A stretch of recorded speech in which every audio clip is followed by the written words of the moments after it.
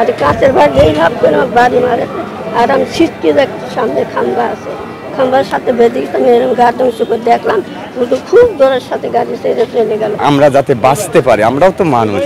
আমি মনে করি প্রাণ থাকলেই প্রাণী হওয়া সম্ভব বটে, কিন্তু মনুষ্যত্ব না থাকলে মানুষ হওয়া সম্ভব নয়।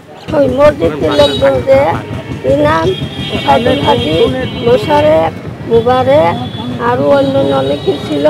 তারপরে কুলাকুলিয়া হুজুর, মসজিদ এক মজম, এরা যে বলল যে এখানে লালন ভক্ত নিয়ে এইখানে সাধু সঙ্গ করবে, এইখানে মাজার হচ্ছে, আমরা এখানে মাজার শরীফ করতে দেবো না, এখানে সাধুগুরু আসতে দেবো না, এই বিল ওরা বলাবলি করে। আমি শুনি আমার কেউ বলি নাই। আমি এক জায়গায় বাড়িতে সেদিন বাসায় যাই, বিকালে ওদের সামনে দিয়ে গেলাম, মসজিদের সামনে দিয়ে মসজিদে ঢুকলো, আমি বের হয়েছে, তবু আমার কিছু দিবি না। আমি সকালবেলা একা এসে দেখছি ওই অবস্থা, চারিদিক সরানো। তারপর আর কী করবো, মেম্বারের কাছে খবর দিলাম, মেম্বার আরও 5 জনকে নিয়ে আসলো। ফকির লালন সাহেজি যে শুদ্ধ উচ্চারণ, আজ থেকে 200-250 বছর আগে, সত্য বল সুপথ চলো রে আমার মন, সত্য সুপথ না চিনিলে পাবিনি মানুষের দর্শন। তাই আমি মনে করি প্রাণ থাকলেই প্রাণী হওয়া সম্ভব বটে, কিন্তু মনুষ্যত্ব না থাকলে মানুষ হওয়া সম্ভব নয়।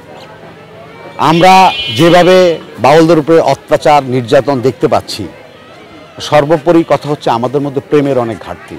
কিন্তু বাউলরাও যে মানুষ, বাউলরাও যে সমাজের একটি অংশ, এবং যে চায়না ফকিরানি 85 বছর বয়স্ক একজন বয়োবৃদ্ধ মানুষ, যে মানুষটি স্বেচ্ছায় গুরুবাদী ধর্মের দাসত্ব গ্রহণ করে আমাদের এই সমাজের মধ্যে মনুষ্যত্ব নিয়ে, মানবিকতা নিয়ে বেঁচে আছেন, তার আজকে যে করুণ দৃষ্টি, তার যে করুণ আকুতি, আমি বেঁচে থাকতে চাই, আমি আমার স্বামীর রওজা শরীফের সাথে আমি আমার গুরুবাদী ধর্মকে জাগ্রত রাখতে চাই, সেটি আসলেই কি মুখ্য বিষয় নয়? আমাকে ওই হুজুর, আমি বলছি সকালবেলা এসে বলছি, গাড়ি চলছে রোডে, আমারই ছেলের খানিক রাস্তা, হুজুরের খানিক রাস্তা, 2 দিনের জমি দিয়ে বের হতে হয়, সেই রাস্তা দিয়ে বের আসছে। আর আমি বলছি ওই দাদা শোনো তো, আমি চলে আসছি, শুনতে আসছি, কী বলে হইলো বাবা একটু বলো না শুনি, তুমি তো নিকটে আসো।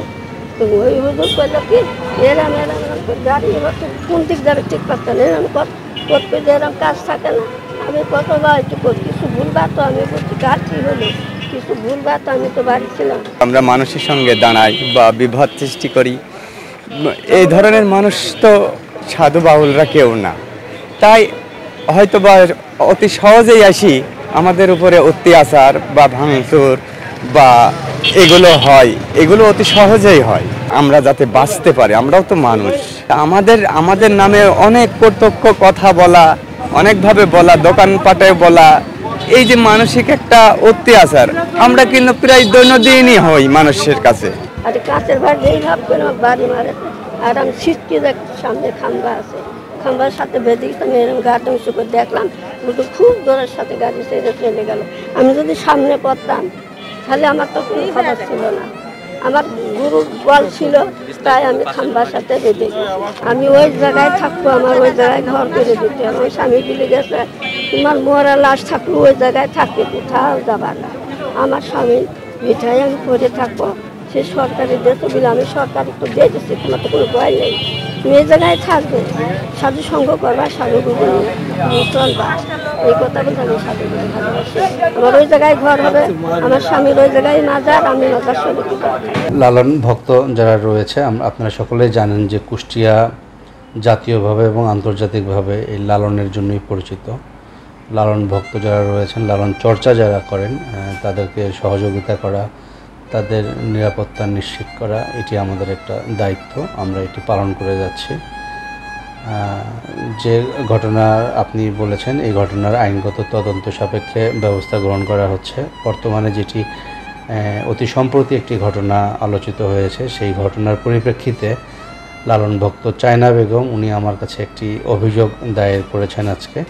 আমরা এটির যথাযথ তদন্তপূর্বক আইনে যে ব্যবস্থা রয়েছে সেই ব্যবস্থা গ্রহণ করব। পাশাপাশি তার যেটি মৌলিক দাবি, যে তার ভিটি বাড়িতে তার একটি বাড়ির দাবি আমাকে জানিয়েছেন, এই বাড়ি নির্মাণের ক্ষেত্রে জেলা প্রশাসক হিসাবে আমার দিক থেকে যতটুকু সহযোগিতা করা যায় আমি ততটুকু সহযোগিতা প্রদান করব।